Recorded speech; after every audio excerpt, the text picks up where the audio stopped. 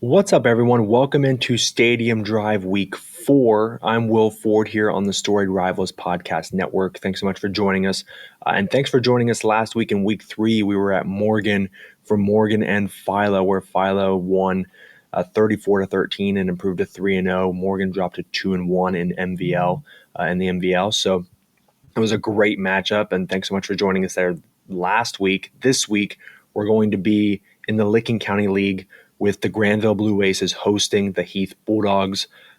Granville's 3-0, Heath 2-1. Heath dropped a game to Norwayne where they had 5 turnovers and really just dug themselves into a hole early. We'll talk about them in a few minutes, but I want to start with the Granville Blue Aces hosting 3-0. Their defense has been absolutely spectacular. And I talked to head coach Wes Schroeder, previewing this game, talking about their season to this point. And I do want to apologize because the audio in our interview did cut out a few minutes in. We still have a good portion for you to listen to. But I want to talk about what we discussed during that interview, because it was some really good stuff from Wes Schroeder. But what you're going to hear is the defense starting the season only allowing 8 points through 3 games and 2 straight shutouts. And so their defense has been top to bottom pretty darn good. And it's allowed their offense to kind of ease into things and grow slowly but surely. And their offense is starting to hit their stride now as well. But 8 points allowed through 3 games. But something we did talk about is the run defense for Granville. They've allowed 591 yards rushing total through 3 games, 197 yards per game, 252 yards rushing against Johnstown Monroe last week in a shutout. And that when you look at that on paper, that can be quite a concern when you're giving up that much in the run game. But when talking to Coach Schroeder about it, Granville plays very fast offensively, very up-tempo, no huddle. They're not worried about winning the time of possession battle. 9 times out of 10, they're actually not going to win that battle. And when you look at the teams that they've played the first 3 weeks of the year, especially the last 2 games, if you look at what Granville's been facing, they've been facing offenses that primarily run the football. And by primarily, I mean an overwhelming majority of the time, like 80, 90% of the time they run the football. So their pass defense looks great when a team only throws the ball, maybe 10 to 15 times a game and completes 5 of them, let's say. But when they're running the ball, play after play after play, eventually your defense is going to give up some first downs. That's basically what the moral of the story was from Coach Schroeder. Is like, yeah, those rushing totals are a lot. And of course you want to get better, but that's not the entire story, because you're playing teams that run the football all the time, and it takes a toll on you, as games, go on, as games wear on. And yeah, it's a concern, but not that big of one for Wes and his Granville Blue Aces. And in that game last week for Granville against Johnstown, their kicker, Noah Music, we talked about this on Shot Callers during the summer before the season started, having some fun talking about some kickers and punters and everything. His kicker, Noah Music, kicked a 49-yard field goal in that game, which at the high school level, especially in this area, it's not heard of. You don't see kids do that very often. He actually booted a 54-yarder in a scrimmage against John Glenn during the summer.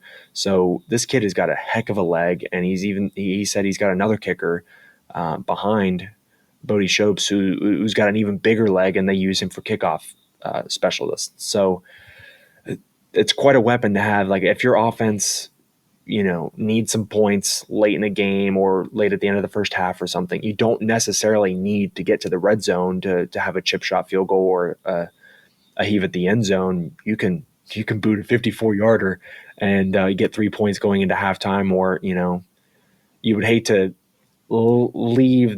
decide the game with a 54-yard field goal. But if it came down to it, I think Wes Schroeder is pretty confident in both the kickers that he has and Noah Music, a 49-yarder. That's pretty impressive at the high school level. And if nothing else, I mean, he's a great athlete, great football player, but if nothing else, I think he'll be very valuable to a college football team as a kicker with a leg like that. But we mentioned the run defense for Granville, but what they're going up against with Heath. Heath rushed for 211 yards last week in a loss to Norwayne, and they outscored Norwayne. Heath did 25-10 in the second half. Made it close towards the end, but it was just too big of a hole to climb out of. But the big number, like I meant, 211 yards rushing, and Granville struggled against the run a little bit through 3 games.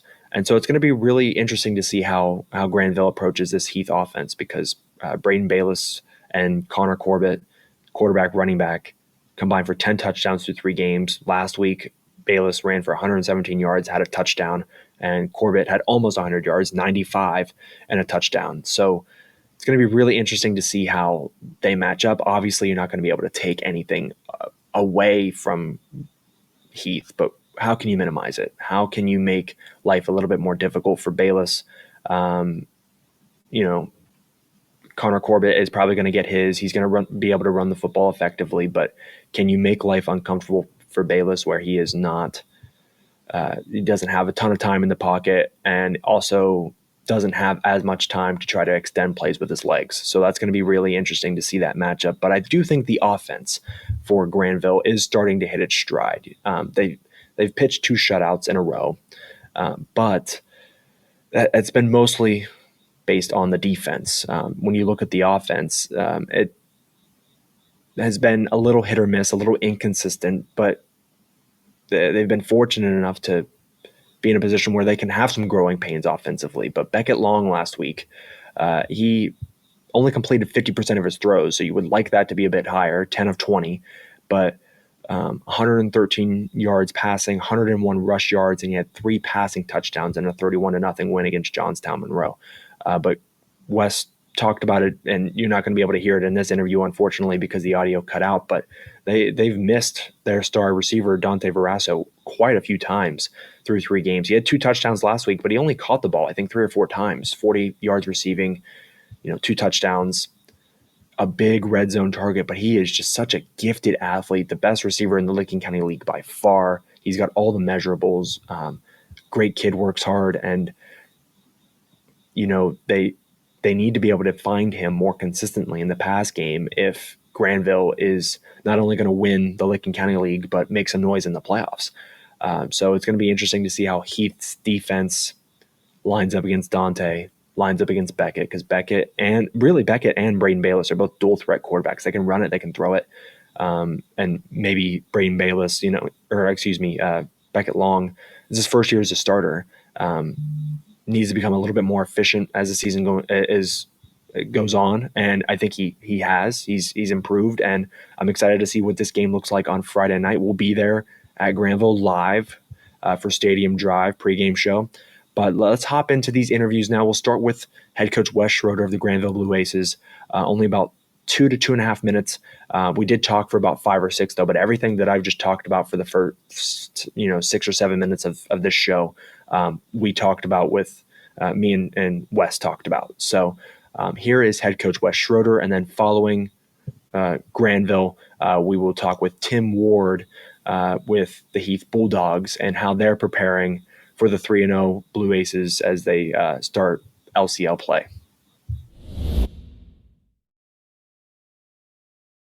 So 3-0 to start the season, coach, but your defense has only allowed 8 points, which is pretty insane. It's a pretty insane statistic to start the year.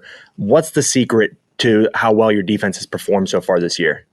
I think a lot goes into that. I think we had some favorable matchups. We're pretty good at stopping the run, and I think the teams that we saw we matched up with pretty well, and our kids played hard, and they played disciplined sound football, and when we got a chance to get guys to the ground, we did. We did give up a touchdown against week 1 against Marion Franklin. We had them in the 4th and 6.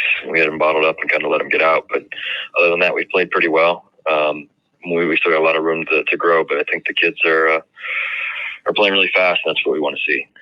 For sure, yeah. Now, just looking at some stats over the first 3 weeks, I noticed that if there was a weakness with your defense, it would maybe be the run defense. Like last week against Johnstown, 252 yards rushing allowed, and I know Heath last week, who's your opponent this week, they ran for 211 yards. So is that kind of the point of emphasis this week? Is kind of maybe shoring up things in the run defense, plugging some holes, so that way Heath isn't as effective running the football, and then that matchup is a little bit more favorable for you? I mean, yeah, I think we've given up first downs, which is to be expected against teams, like we saw with Johnstown and Clear Fork. They run the ball, 90% of the time, so your run defense isn't going to be as good. Right. Your pass defense can look better because I think they completed one pass, but they only threw it, a handful of times. For sure. Yeah, we got to get better. We always got to get better, and I think, we want to get better in all areas. So yeah, stopping the run is always important. And I think it starts with 10, Brayden Bayles. But yeah, so if we can contain him, that's kind of a important part for us. I mean, we got to stop their backs. They got a couple nice backs, and they got an experienced offensive line. So yeah, there's a lot of stuff we got to stop. It's not just the run defense in our mind. All right, we're here with head coach Tim Ward with the Heath Bulldogs ahead of Week 4 as they take on Granville in LCL play. And Coach Ward, really appreciate you taking the time to join us today on a Wednesday ahead of Week 4. I do want to dive into the game last week. You dropped your first game of the year, and you kind of got into a big hole early, down 28-0 at halftime. You had the 5 turnovers, but you did outscore them in the second half. 25-10. Outplayed them, but it just kind of got into a hole early that maybe you just couldn't quite get out of. But with those turnovers, the 4 picks and the fumble, was it just kind of bad luck, tipped balls? Was it just missed reads? Like, kind of what went into the performance in the first half that kind of set you back early? Yeah, well, I mean, a lot of things. First of all, we got never want to take the playmaker out of the playmaker. So what I mean by that is I'm never going to tell a kid like Brayden Bayles, who does so many special things with a football, not to be special. And what makes him special is the fact that he can run around and he can make plays.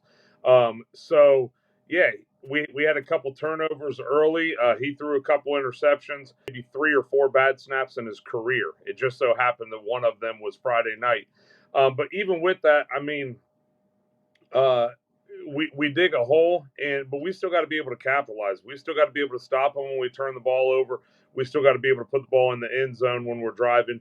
And so, I mean, we can sit here and say that I wish we wouldn't have had those turnovers, or that maybe this could have went a little bit different way. Or, I mean, we could even say that one of the interceptions was 6 feet out of bounds.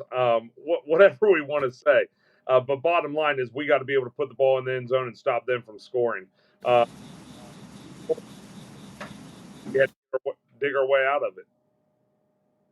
Now, I assume the confidence in your quarterback, Brayden Bayles, like you said, you never want to take the playmaker out of the playmaker. So I assume your confidence level in him is still high. And to bounce back this week against Granville, their defense, I mean, they've only allowed, I think, 8 points all year. They are just their defense is great, but I assume your confidence level in your quarterback Bayles is still very high. Despite the interceptions, despite the one that was an insane interception, throwing the ball out of bounds, and somehow a defender still comes up with it. But I assume your confidence level is still high in him.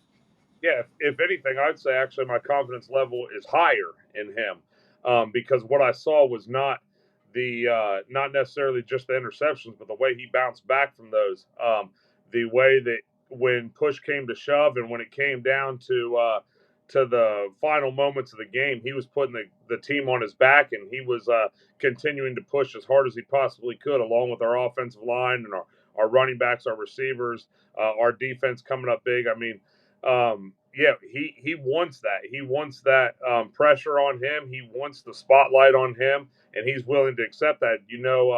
When you are willing to accept those kind of challenges, there's going to be some difficulties along the road. Yeah. Now, talk about how you're going to attack this Granville defense, because like I said, they they've only allowed 8 points in 3 games so far, but it seems like maybe their run game or their run defense is probably the area that if there was a weak point, it would be that, because they gave up 200 yards on the ground last week, even though they won in a shutout.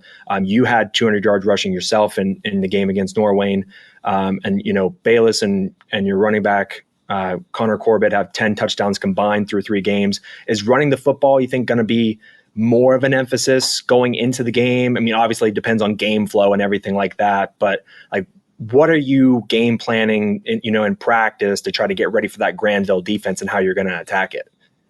Yeah, well, first off, you have to be able to run the football. I mean, very rarely, I go up there to the football finals every year with our coaching staff, and very rarely do you see a team win up there that can't run the football. But on the same side of things, I mean, they can't throw the football either. So I think that might be one of the biggest things that Granville has taken advantage of so far this year, is they've forced teams to be one dimensional, to either have to run the ball to be able to move it, or to have to throw the ball to be able to move it. I think we're going to be doing both. We're going to give them a picture of something they haven't seen yet this year. Our ability to run the football out of the pocket, to run the ball in the middle, to run the ball on the outside. I think we're going to just try and capitalize on that forward maybe haven't seen yet. Now, defensively, what's the key? Because, Dante Varrasso is probably the best receiver in the Licking County League. He had 2 touchdowns last week. Beckett Long's a dual threat quarterback. He had a couple touchdown passes, but he had a rushing touchdown last week. And he's just really good with his feet, extending plays, running, throwing. He does it all. What's the key defensively for your guys as you take on the Granville offense that seems to be now, like, the defense has been strong for them all year, but now their offense, it seems like it's hitting its stride as the season goes on? Yeah, well, that's exactly right. I mean, they've got a couple sophomores in Kirby and Jacob Culver. Both of those guys seem to be becoming more and more a part of the offense as the year goes on. And that happens a lot when you have a freshman or a sophomore who's in a big-time starting position. You kind of ease them in slowly, week by week, a couple more touches, a couple more plays that they're a part of. And now by week 4, I don't think there's one guy that we can take away. It's not just the Varrasso show. It's not just the music. Playmakers all over the place.